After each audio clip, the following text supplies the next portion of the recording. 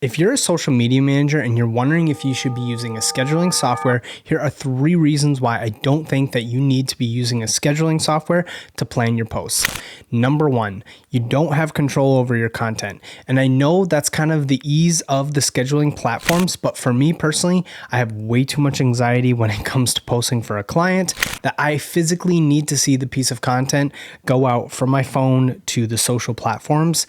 And I feel like there's just something about being able to have control over the whole scenario versus trusting a software. If that software goes down, if something happens, if that post doesn't get out, your client's going to wonder what's happening.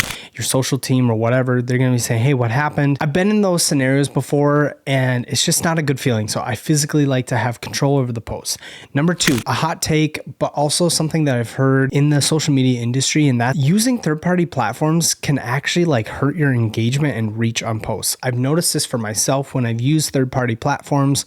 I go into the posts and I notice they just don't get reach at all. Videos don't even worry about that. And I think that there's some validity to this because when you're looking at platforms like TikTok, Instagram, YouTube, they all have their own studio features within the apps. So I do think that there is some truth to that because they're trying to bring people to their app to create the content, to edit the content, and to publish the content in their app. Kind of just takes away that publishing platform and kind of the needs that they have, so you don't really need them. I do think that it is obviously nice to be able to, post from there, but I do think that it does kill reach, and I've noticed engagement dropping off. And last but not least is tracking the KPIs. So if you're a social media manager that's meeting weekly with your team on how the social posts did from the previous week, you'll notice that if you're looking in app versus what you're looking at these planning platforms, it's completely different. And I think for me, that's kind of a red flag because I'm just trying to track the correct numbers. And if I'm getting different numbers and different metrics, I'm just like, what's actually going on? And obviously a lot of these platforms separate organic and paid,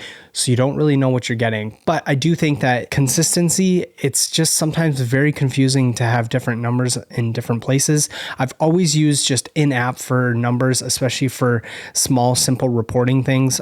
But if you really want to break into a deep dive of your KPIs, then yeah, I think a publishing platform is definitely going to be able to break down your analytics a little bit better. I will say that I do enjoy TikTok. I do think TikTok has done a really good job with the analytics piece.